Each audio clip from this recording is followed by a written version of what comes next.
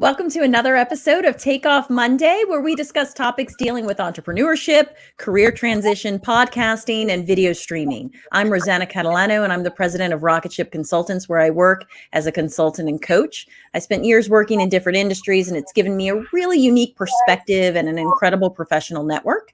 I have a background in radio and television news. I worked as a trial attorney, a prosecutor. I worked for years as an associate dean in higher education, and I ran a state agency. The idea behind Rocket Ship Consultants is about changing your trajectory.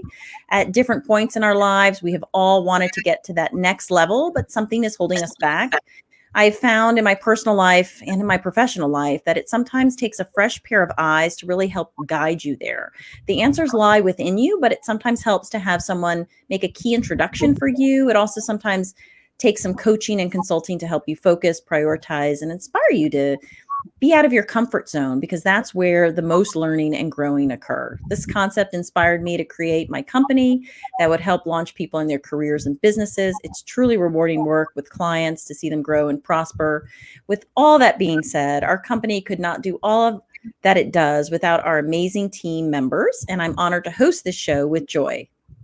Hi, I'm Joy Tootle, and I work at Rocket Ship Consultants. And I normally go live from my home in Gainesville, but tonight I'm visiting my parents in my hometown of Merritt Island, Florida. So please forgive any poor internet signal or anything wonky like that, or delay in my audio, anything like that.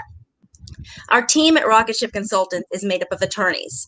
Each of us have a really unique background. I've worked both in private practice and in state government. I'm a former executive director of the Florida Board of Medicine and a former governor-appointed consumer member of the Florida Board of Medicine. I've also spent 10 years teaching at the university level, and over the last year, I've been working with Ro on podcast editing for the Floridaville podcast. I also help Ro with production and hosting of live streaming shows like this one and our Thursday evening launch pads.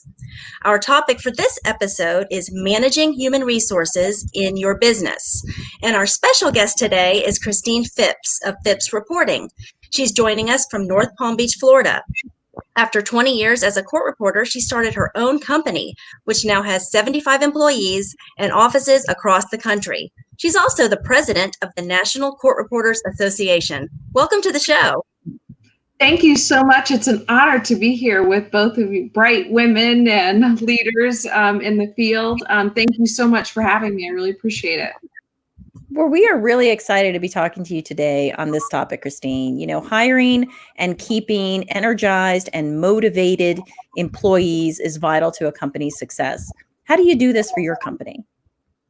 Well, the people have been part of my founding principles when I started my business. So it was always going to be all about people because I believe in people before profits. And I didn't start the business, actually. I know it sounds kind of funny. I didn't start the business to make money. I started it because I had a vision about creating something with reputation we could be proud of. And so, when I looked for people, I looked for positivity as a big thing for me. So part of my founding, creating my culture and my brand were all in that.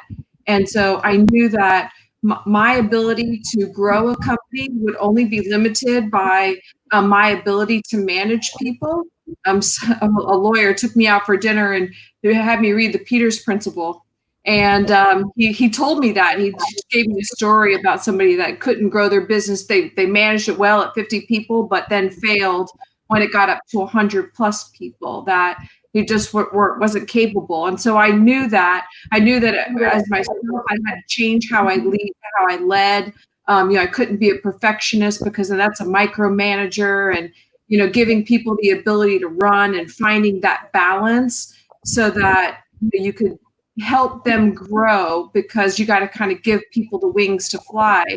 And so, but a founding thing for me, for every new hire that comes into the company, it's remained true from day one until present day, that it's all about positivity. So I have said from day one, even with the court reporters, because court reporters work as independent contractors, I have said that I didn't care how much business they came to the table with. I didn't care if it was $1 million. It was a no-fly zone if they were negative, because for me, any kind of negative vibe is like a cancer to me, and you got to cut it out right away. Because creating Phipps Reporting was about creating a place that I wanted to work at. I feel like I work at the company just like all of my employees do. I know my name's on the door, but I feel like we're all in this together. We're creating this environment that we all want to be a part of. You know, you spend half of your day, your week working. And why make that miserable? I had been in corporate environments where it was miserable and it was a grind and I hated it, which is why I got into court reporting. So it could be different every day and I would meet new people every day. And so it's been trying now to develop that in the business.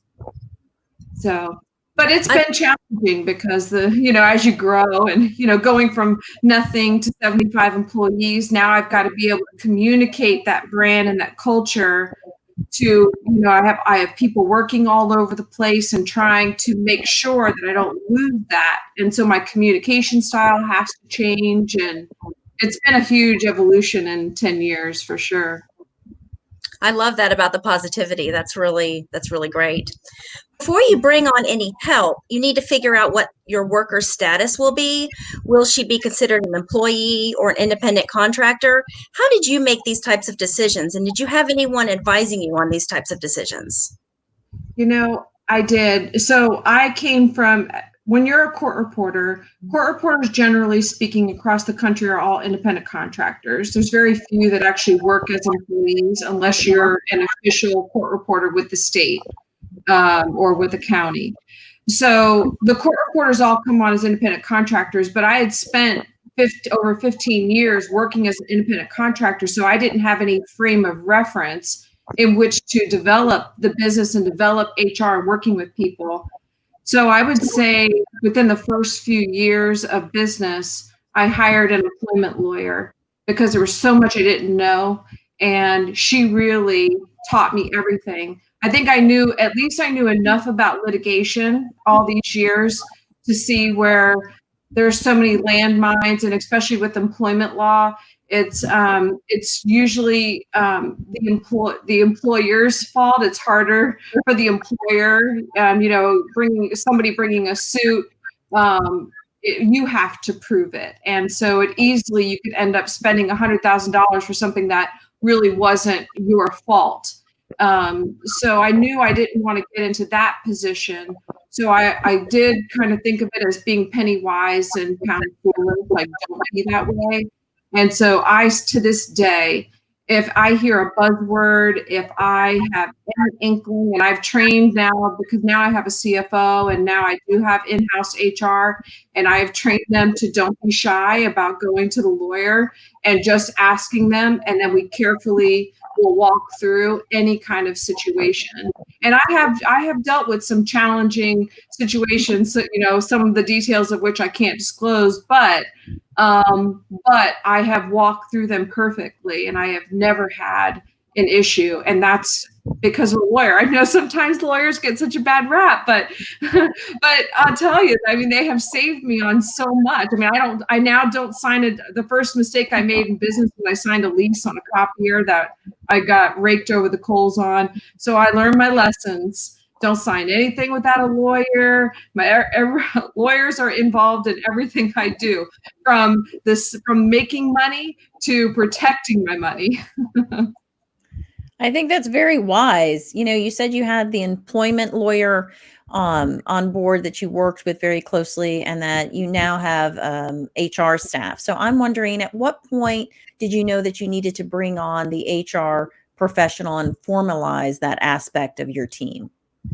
That was a really tough one. So when we got up to around 35 employees, we were originally with Paychecks, and I had a controller at that time who was managing the money, and me and her were managing the employee issues. Luckily, we didn't have a lot, probably because of the type of employee we were cultivating within the company. But once we were hitting that 35 mark, and I knew that I would be approaching the 50 mark, and then that kicks in separate issues in employment law. They have to be within a certain radius, and mine were spread out. So I actually, even though I have 75, I haven't hit that mark yet, but I didn't know. So I had to, make sure I protected myself. So we went into a PEO system. but because there was all these things that had to be done. You had to do employee reviews and then determining raises and, signing off on employee manuals and all of the employee documents that need to be on file and notice of, all kinds of things with regard to benefits and things like that. We offer a lot of benefits. But when we brought on the PEO, I think the PEOs, they sell, that's a professional employment organization. So we had ADP at the time. I think they sell you more on that they're really going to be there to do HR things, and they want you to call them even though you may need to fire somebody on the spot. But if you don't kick that in with them and ask their permission, even though it's blatantly obvious, then they say they don't want to cover you because they're supposed to cover you in the event of any kind of legal issue. So they just were really less than helpful. Even developing the employee reviews, the questions that go to different departments for different types of employees. So those, even not having a frame of reference, having been an employee who's been through even a review process in 20-something years, that was difficult. That was even difficult for me. So I had the lawyer write the questions, and because I couldn't get help from the PEO, they're like, "Oh, here's a bank of 100 or more questions. Figure it out," basically. And so we actually just switched back to bringing everything in-house. We now have a full-time HR person. I also have a CFO, and the accounting department has expanded. And so now we've brought everything back in-house because working with the PEO, it also was kind of clumsy. It was kind of true. As I grow a company, I want to stay nimble enough so that we can still offer great customer service, and that can be kind of what you get in a PEO. It can be that big corporate red tape structure type entity you're dealing with, which then kind of inhibits you. It was inhibiting me as a business because that culture and that brand has to be woven into every single thing that you do, including how you're dealing with your employees, because it's always a constant communication of that brand and culture. And so we brought it all in-house, which was pretty amazing because we didn't think we'd be able to pull it off, because I literally had hired my CFO in February.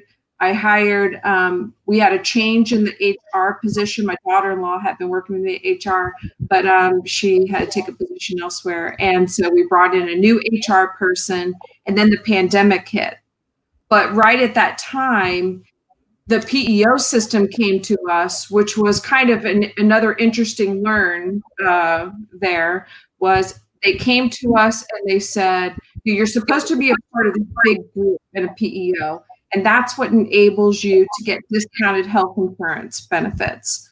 So they came to us. We had now been with them for, I think, 2 or 3 years, and they were going to increase our health by 40%, which was a lot. Here we are facing a pandemic, and now you're going to increase healthcare costs by 30%. And we couldn't figure out why, because they were trying to say that we had a lot of claims that were going on within our employee structure, but we knew our employees well enough to not really believe that was what was going on. So despite what we were in the unknown thing, we decided to take it on anyway. And so we ended up getting the same health insurance that the PEO system was offering, and we reduced the healthcare costs from the prior year rather than increasing. And and we told them not to broker it out, yet they still tried to broker it out. Because once you start putting your company name out there, now everybody knows. So we were able to reduce the cost. We got into a new structure and employee interface that offers the benefits. We're actually using Paylocity, not to throw a plug for another company, but it's very user-friendly. It's high-tech, and part of our brand as a court reporting agency is that we're very high-tech and, forward-facing because of the type of court reporting.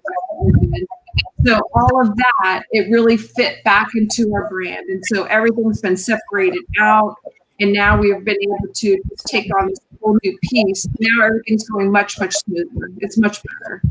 I am so glad you shared that story and that example with us, because I think that's something that a lot of entrepreneurs don't realize as they're building their company, that all the details that you just went into was, the result of a lot of time, a lot of meetings, a lot of research. And, the person that's creating their business just wants to sell their product. They originally get into it like, I just want to sell my product, I just want to sell my service, and don't realize that there is all this other stuff in the background that has to take place and decisions. So I want to take a quick commercial break, and we'll keep very briefly discussing human resources. I see we're already a little bit over our time today, but we also want to hear what's on the horizon for your company and the national association that you lead. Okay. At Rocket Ship Consultants, our mission is to launch your business, career, or podcast. Our team works with you to start and grow your business with fresh ideas and inspiration. Let us make key introductions on your behalf and leverage our network of contacts. Talk to us before you send your application in for a new position, a university admission, or a scholarship. From resumes and interview preparation to negotiating offers, our experienced career advisors can help you at all levels achieve your career goals. Let us help you take that dream you have for a podcast or video and turn it into a reality. Rocket Ship Consultants offers a variety of services, so check out our website at rocketshipconsultants.com. Take off with Rocket Ship Consultants and launch your business, career, or podcast with us.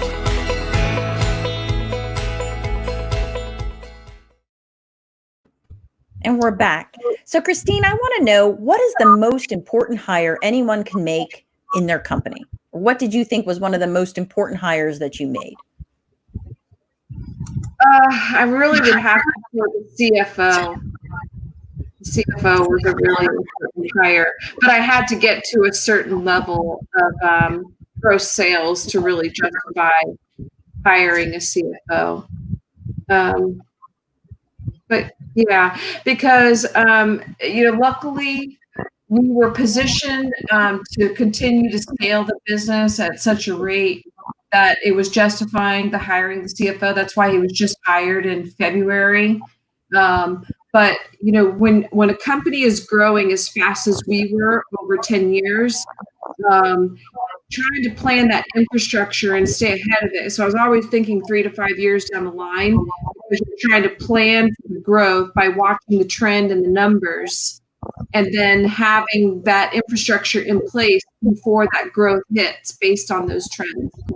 So because it's grown so fast, especially the accounting team, it's thank goodness is all I could say, because we had him right before the pandemic hit, and being in such an unknown, because we didn't know how to juggle our cash flow.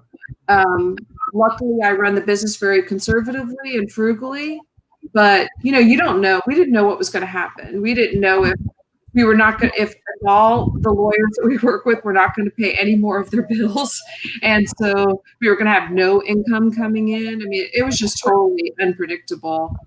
So it was pretty nerve-wracking. But based on the plans and predicting the cash flow, he was able to give me some peace of mind through that.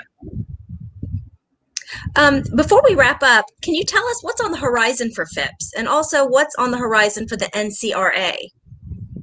So what's on the horizon for FIPS is to, well, like I say, at my sales meeting, I'll say plan for world domination.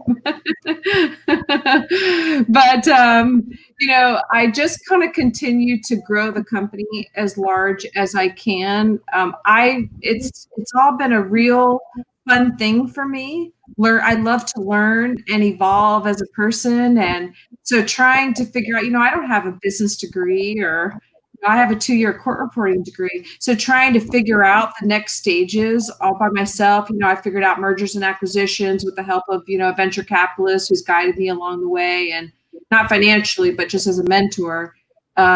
So really, I'm just looking to continue to expand and buy more companies, buy bigger companies, and just continue to scale as big as I can, but keeping it still with people before profits. The purpose has to remain there. Otherwise, I don't really want to do it anymore. When I become this big esoteric corporation, that doesn't interest me any longer. So that's for FIPS reporting. And then for NCRA, I'm really excited because I've developed a tool that I think is going to be an industry game changer. We're going to be able to have more effective utilization of our resources throughout the country. And we have somewhat of a shortage going on. It's more regional. So this tool is going to really help us. It's going to allow us to market that to the legal community, which I think is going to be very important. There's been kind of a loss of the role of the court reporter because we've sat quietly in the corners of courtrooms and deposition rooms for far too long, that lawyers don't really realize the differences sometimes that, some firms are sending in tape recorder people. And so I'm going to be on a big education. I'm going to be bold in my statements about, reaching out to bar associations across the country and to insurance corporations. And I'm going to make sure I do everything and use every connection I have gained in business to make sure that I place the National Court Reporters Association in a good position for future success, because I believe in the record. I mean, it's very, very important to me. Obviously, I believe amazing work that you're doing. And thank you so much, Christine, for all of your valuable insights tonight. Hiring the right team is key to any company's success. So thank you so much. And speaking of teams, let's talk about how we're expanding our team and strategic partnerships at Rocket Ship Consultants. We're seeking to team up with more businesses to sponsor this show. We are always talking about taking everything to the next level, and it's time to take the show in that direction. If you're interested in sponsoring our show or just an upcoming episode relevant to your industry, contact us. We stream live every Monday at 8 p.m. to the Rocket Ship Consultants Facebook page and YouTube channel, and now we stream live to Rose's LinkedIn page.